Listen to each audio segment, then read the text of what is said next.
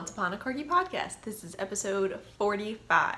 I'm your host, Gabby, and I'm going to put on the screen where you can find me online at all the fun places and all my hand-dyed yarns. And we are a nitty, puppy, crafty podcast coming to you from Southern Connecticut. Thank you so much for watching. Hello, all new viewers. Thank you for checking us out, and welcome back, all returning viewers. Thank you so much for coming back. It is Sunday, July 30th. I am recording this. It should be up tomorrow, Monday, July 31st. Harry Potter's birthday. It's been a super busy week, but not a lot of knitting, unfortunately. So I have some significant progress to show you, but not a lot of projects have been worked on. We have a couple administrative stuff to get into before we go into the knitting, one of which is a giveaway. Cozy Cute Knits graciously donated a copy of her Follow the Butterflies shawl to the podcast. And so I did a giveaway thread with the pattern and the skein of My Heart's Creation hand-dyed yarn. So I closed the thread. The prompt was, what is your favorite Harry Potter book, including The Cursed Child or Magical Beasts and Where to Find Them, Beetle and the Bard. It included anything Harry Potter related. And I used the Amazon Echo to randomly select a number from the thread. And the number was post number 6, she's knitting socks, which is Jamie. So congratulations, Jamie. I will get in touch with Cozy Cute Knits Designs and have her send the pattern over, and then just send me a Ravelry message with your address, and I will get the skein of yarn in the mail to you. So congratulations. I thought that was really fun to read through, seeing everybody's reasons for why they love certain books. A lot of them were, we love the first book because that's where it all started, versus the usuals like, I love Prisoner of Azkaban because hippogriffs. I don't think that was actually a post, but someone does love that book. I do love that book too. I don't think I have a favorite. Maybe Half-Blood Prince. Order of the Phoenix was also really good. That was one of my favorites. I think that's the book that's falling apart the most too. That's how I judge how much I like my books. So yes, congratulations. I can't wait to get this in the mail to you, and that was a super fun giveaway because it's Harry Potter month in my brain. I don't think there's any other podcast administrative stuff to go over. Everything that comes to mind is all shop related, so let's get into the knitting. I have no FOs, but I have a hoe living in my Misty Mountain Maid bag that I worked furiously on yesterday. Is this it? Yeah. And that's a sock, sort of. There's no heel yet. So it's like a hoe?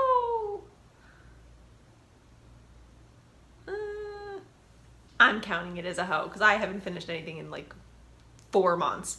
So this is just a plain vanilla afterthought heel planned sock on my Isaac base, which is 100% superwash Polworth in the zombie kangaroo colorway, which is part of the Halloween line of Once Upon a Corgi yarns. I always feel so weird like telling you that I'm knitting with my own yarn, even though I shouldn't. I just always feel so weird saying it. But then I just feel like really pretentious if I go, I'm just knitting this out of my yarn, and assuming you know what that is. I knit this on a US 1 2.25 millimeter HlyaHiya needle, 64 stitches, and I'm super excited for it. I'm gonna do a contrasting heel in Knit Pick Stroll, the burgundy color.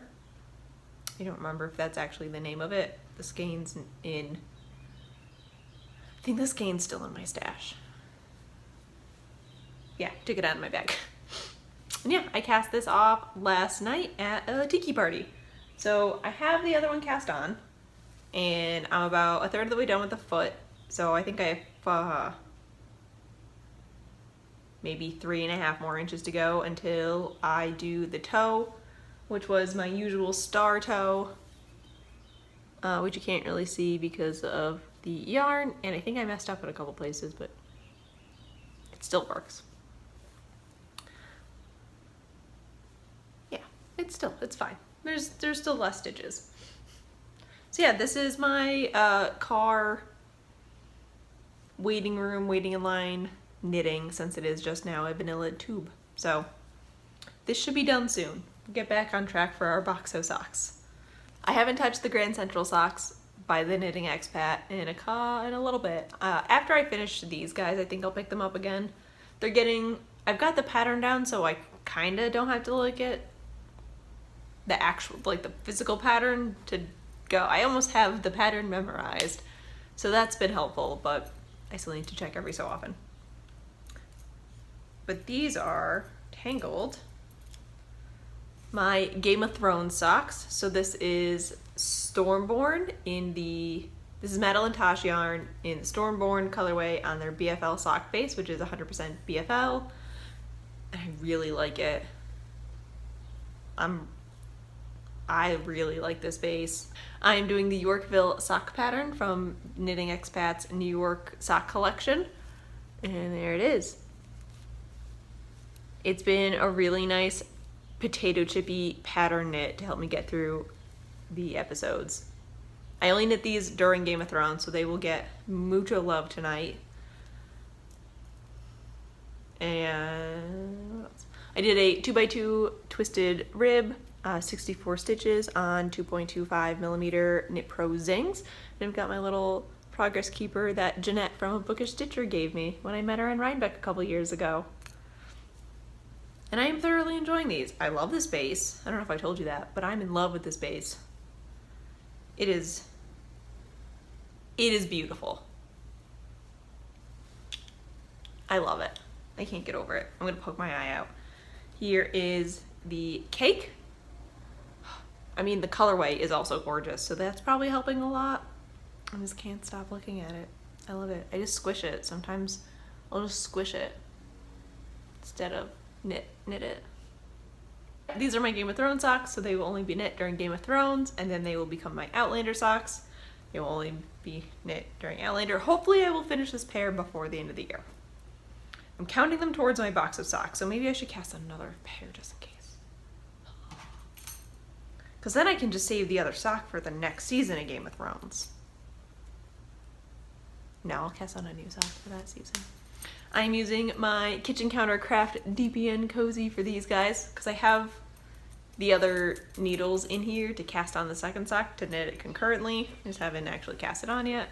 And that is living in my Stitching Plaza Corgi sushi bag because corgis and sushi, yes, please, and thank you. I love this bag. I love it so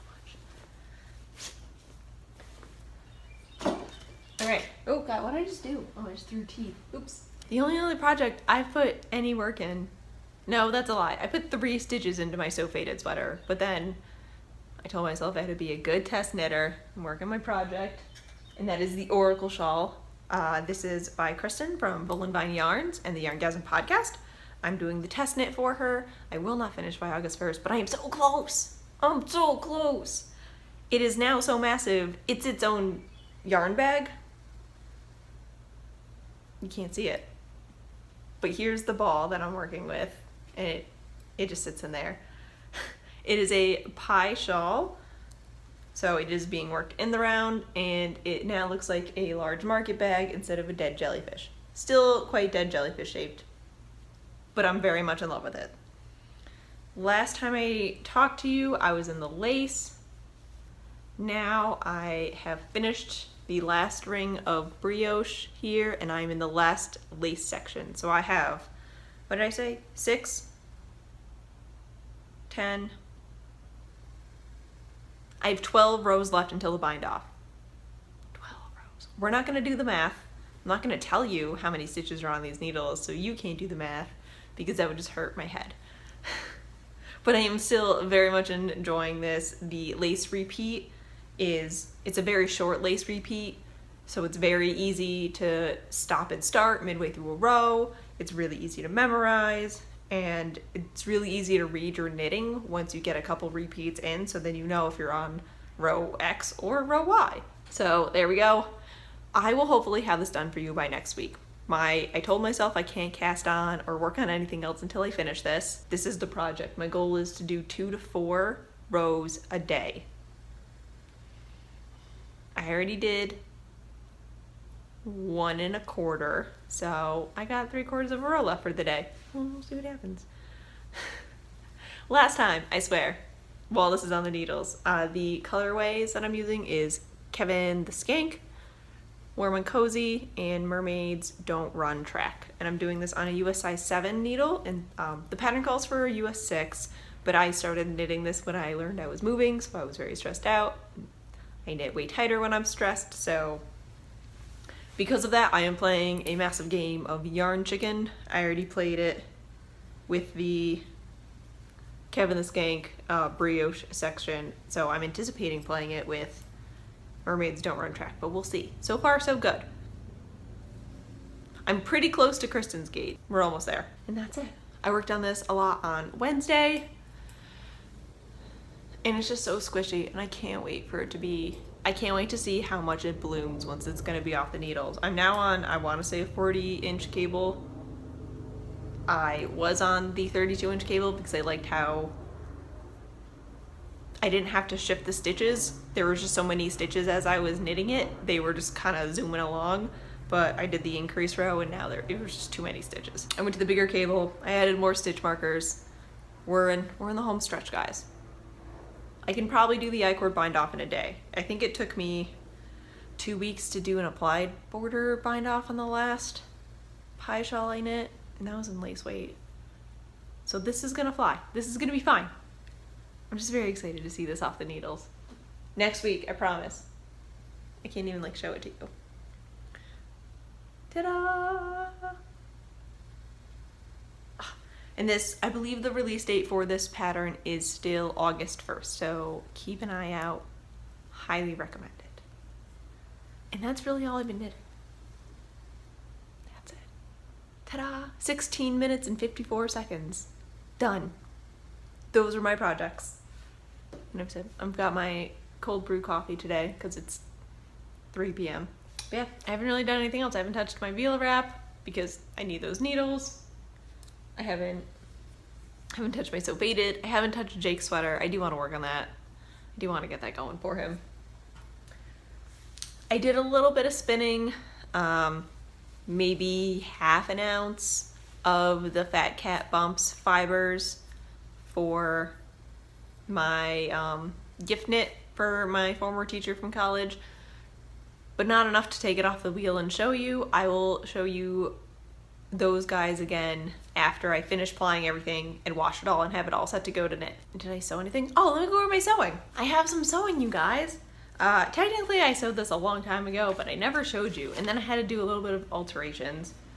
So it went through my sewing machine, so I'm counting into sewing, and that is my Gertie Tiki Top, I'm calling it. I use Gertie's Butterick pattern B6354, and that's the top, that's the pattern. Here's mine. Ta-da! So I did that of the oh so familiar skeleton fabric. I had just enough left over from doing a couple project bags, giving a yard or two to a friend, and a dress to make myself a tiki top. A friend of mine and her husband have a tiki party every year. Their favorite part of Disney World is like the tiki bar section, so they have a Disney tiki party, and you can't have a tiki party without skeletons in my book. So I did this. I sewed it last year, never showed you, and then I just did some alterations on it to bring the bust in a little bit. Get a little closer so you can see it. And there we go. It was a really easy pattern. It's got boning, it's got cups in it, but it was very simple to put together. There's not a lot of pieces. It's a very straightforward pattern. I'd say the most difficult bit was getting this top bit to lay flat, and I still haven't, but it doesn't look bad. It looks much better when you're wearing it. I mean, the if I were gonna do it again, I would adjust the outer fabric a little bit more. It is a little bit baggy. I think it still looks really nice. It's got a, it's my first separating zipper. It's fully lined on the inside. I just use plastic boning because I'm only gonna wear it once a year, and it's gonna be worn in the summer, so I wanna be able to wash it. It's one of the darts I threw in the other day. And yeah, it was a really fun pattern. It comes with, I think it has you do the straps permanent, but I made it adjustable just in case. So I just threw some buttons on, did some buttonholes, and then followed the directions for the neck strap here. I'll put a picture of what it looks like on me here, and I paired it with my Catacombs Lizzie skirt that I made for the Paris London trip, because you gotta have a goth at the tiki party. And yeah, it was a lot of fun. I do like gritty patterns. I don't know why I think I keep buying them and then not making them.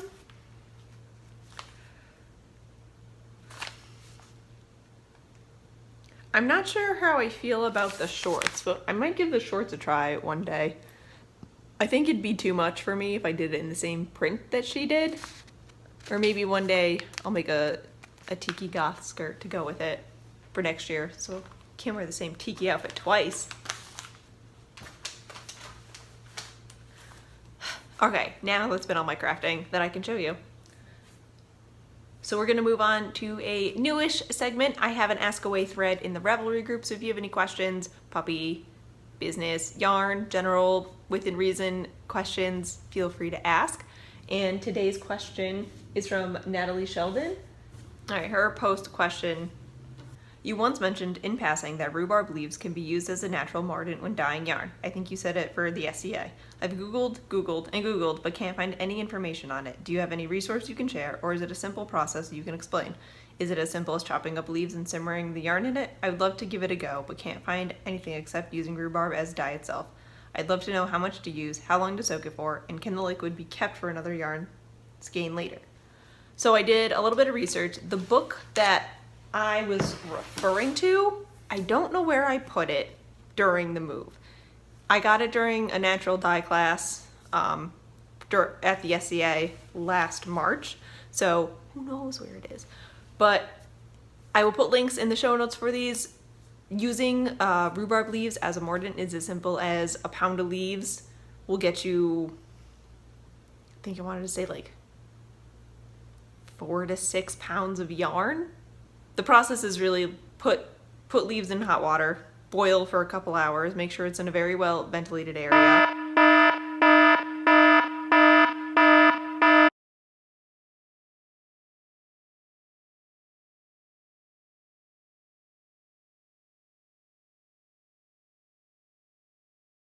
And then let it cool, put the yarn in it, simmer that for I think it was 2 hours, and then let it cool, and then you can start dyeing the yarn.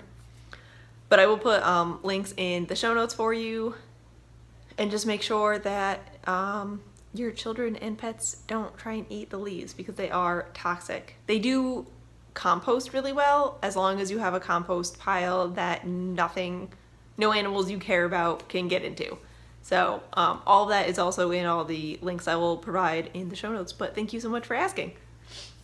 All right, before I get into life stuff and stash building, I'm going to do the shop update. So then if you are just here for the knitting content, that was it. Thank you so much. And if you were here for shop update and life things, let's get into it. I will be having my shop update Monday, July 31st at 7 p.m. Eastern Standard Time, Harry Potter's birthday. And what else do you do than make a Harry Potter themed yarn update? These guys are already in the shop. This is This Is My Home colorway from the Warner Brothers studio tour Harry Potter land, essentially, on the old penny base, which is the 80-10-10 435 yard skeins. I just have them labeled as the penny base, and then all the new penny bases have new on them. So these are already in the shop, kicking off Harry Potter early. And we'll be adding You Have Your Mother's Eyes, which was a one-of-a-kind colorway, but I think I got the recipe down. It's not exactly the same, but it's pretty close. The bases will be Marie Cutie, Isaac, Ginger, and Penny this week. We will also have Twilight is Fine. Better, actually. From the Deathly Hallows. And then we will have a Corgi Unleashed colorway in the shop this week. This is, as of right now, a one-of-a-kind colorway. So this might be it. And that is chocolate cake in a squashed box. I love it. So this is Hagrid's cake that he gave to Harry on his 11th birthday. It's really tempting not to like knit a sweater out of this. That will be Monday, tomorrow at 7 p.m. Eastern Standard Time at onceupon.corgi.com, and I hope you guys can make it. Also this week, it will not be happening the 31st, but August 1st signups for the Series of Unfortunate Events Yarn Club will go up for the Grim Grotto. That is our monthly club, doing all 13 books of Lemony Snicket's Series of Unfortunate Events. And this week, the yarn clubs for the Edgar Allan Poe Yarn Club will be going out. So thank you everybody who signed up. I didn't think we would sell out, but we did, and it just felt amazing. I'm really excited to get those out there. So I'm gonna be dyeing those up today to get those in the mail Tuesday or Wednesday this week, I'm hoping. And that's it for update stuff. I am in the process of kind of redoing the website, so I've got a calendar that is marking all of the events I'm vending that I know of right now up. There's an order, so if you want to see Once Upon a Corgi in your local yarn store, you can send me the contact information to your yarn store and I will get in touch with them and see what we can do to work that out. There is updated list of the colorways, updated list of the bases. I am working with Knit Crate to do a giveaway with you guys soon. Next month, I believe, is the dates that we kind of ironed out. And they are a wonderful monthly subscription service where you get the pattern, the yarn, beautiful yarns and patterns and different styles. They have a sock club, they have a crochet club. I think they're doing an indie dyer club now. They have worked with me over the past month or so to set up an affiliate program with me. So using the link, and I'll mark which one is which. If you use that link to sign up for Knit Crate, I get a little bit of those proceeds, so you will be supporting your fibery diet while also helping support the shop, which would be amazing. But there will also be a link just straight to their normal website under there as well. If you would like to support the shop in that way, I greatly appreciate it. And I think that's it. The next couple months are gonna get busy. August is sort of our last lull before the vending storm. We've got 3 shows coming up this season, hopefully a couple more. We're just ironing out some details with everybody and hoping to do some big stuff by the end of the year and hoping to do some bigger stuff for next year. All right, the next section is stash building. I know I'm supposed to be cold sheep, but it also comes with life stuff because it's been a super busy week. Wednesday, Becky from the Stringing It Together podcast was romping around New York City, so I decided to hop on a train and go join her. There's a castle. There's a wild Becky. I found her. And then we found a castle. Gabby and I are in the castle. We found it. Vlogception! Look at it. Oh God, it's so bright. It was so amazing to finally meet her in person and see her and just be like, oh my God, you're a real girl. I love it. It was amazing. We had a blast. We stopped at some yarn stores. We had a nice picnic in Central Park. We met up with Kristen and Jacqueline and got Beretta, which is amazing. I want to go back so bad. I don't know if Jake will like totally support me dragging him to Brooklyn just for cheese, but it might happen. It just might have to happen even if he doesn't want to. So it was amazing. I would love to just tell you a step-by-step guide of what we did, but then we would be here for at least 75 days. It was just so much fun. It was so amazing to meet her. We had a lovely Chipotle lunch in Central Park. We went to the Apple store and charged our phones. Baby's first Brooklyn General trip happened, and I don't want to spoil anything for her podcast, but she got some goodies. And then I also could not leave without a little sun. So I'm supposed to be quitting Cold Sheep, but when in Brooklyn General, I couldn't just like walk in there and not buy anything. It'd be rude. So I picked up the skein. Oh my God. Just look at it. It's not picking up at how gorgeous it is. You see all those tones? I'll block my face. Ugh. So this is Magpie, which I've never knit with. And it is her Swinky sock, which is 80-10-10 superwash merino cashmere nylon in the Hells Bells colorway. Ugh, I'm so excited. These are probably gonna be socks, like just super luxurious, squishy socks. And I can't wait. Can't wait. I might guess these on right now. By right now, I mean in like 24 hours. Surprised it lasted this long. I love it. Yeah, I picked up a good like 6 skeins of yarn at one point and just kept coming back to this guy, so he came home with me. And he will be socks and it will be marvelous. I highly recommend, if you can get into Brooklyn, to check this store out. It was amazing.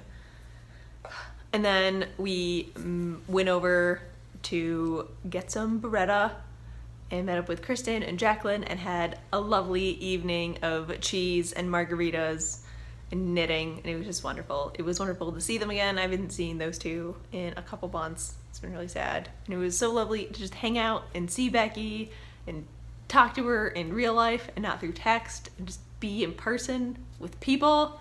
It was amazing. I was really sad to leave, but the puppies needed me. So that was Wednesday.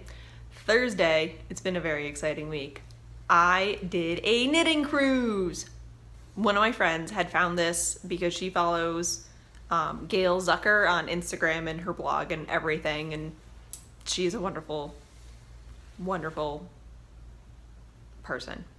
Yes, lovely person. But yeah, my friend found this knitting cruise and was like, oh my god, we have to do this. We need to do this. So we booked it, we got tickets, and we did it, and it was amazing. And the weeks leading up to this, it was everybody going, but you're not gonna knit on a boat, right? No, we knit. There was wine, there was cheese, there was cookies, there was Trader Joe gummies, and we sat on a boat and we knit, and it was a lovely 2-hour cruise around the Thimble Islands in Connecticut. It was just beautiful. There's gonna be footage up here. I just can't. We met the most wonderful people on this cruise. They were so lovely and just so nice, and everybody had such gorgeous projects, and like someone's working on a lace shawl while on a knitting cruise. It was amazing. It was so good. I could not have asked for a better Thursday night, honestly. I worked on my socks, I had some wine, I had some Trader Joe gummies. It was wonderful. I mean, even if you don't have a chance to do a knitting cruise, just doing a cruise or just going around the Thimble Islands, I highly recommend it. Connecticut has a beautiful coastline, and I feel like I haven't appreciated it as much until now. And it was off this tiny little adorable coastal town, Connecticut. You got that down. It's about a 20-minute drive north of New Haven, so it really wasn't too bad of a drive. I'm maybe 15 minutes south of New Haven right now. As long as you can get to 95, you can get down there. And they must have other cruises that you can book just to like go around the Thimble Islands, and the Peabody owns one of them, so there's like a nature preserve on one. So I'm pretty sure you can get like a pass or a thing to go explore at least one of the islands. There are a lot of large, expensive private houses on some of them, but they're beautiful to peruse at. That was such a good night. I wish I could do that every week.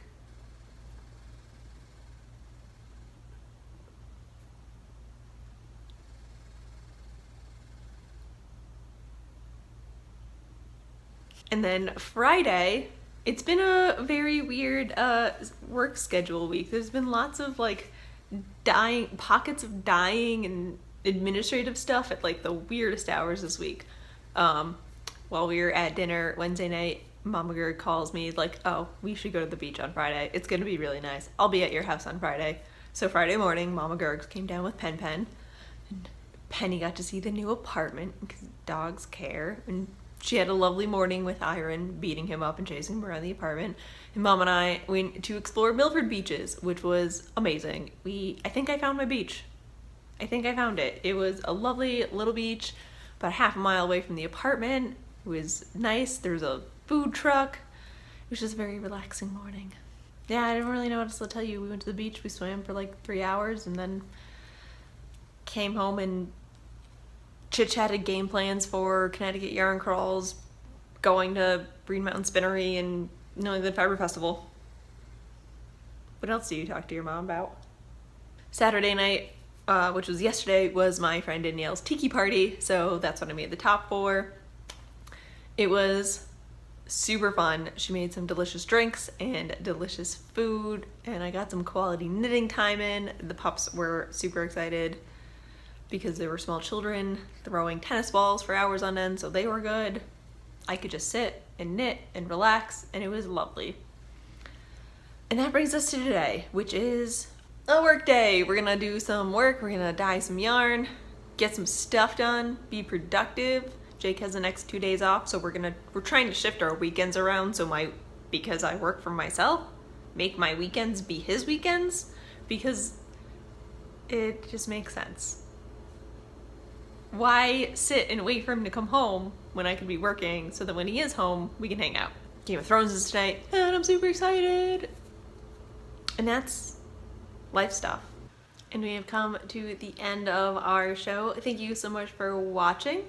Again, you can find me at all the fun places at Gabagales and all my hand-dyed yarn at Once Upon a Corgi. Shop updates are Monday, 7 p.m. at onceuponacorgi.com, and I really hope you guys can make it.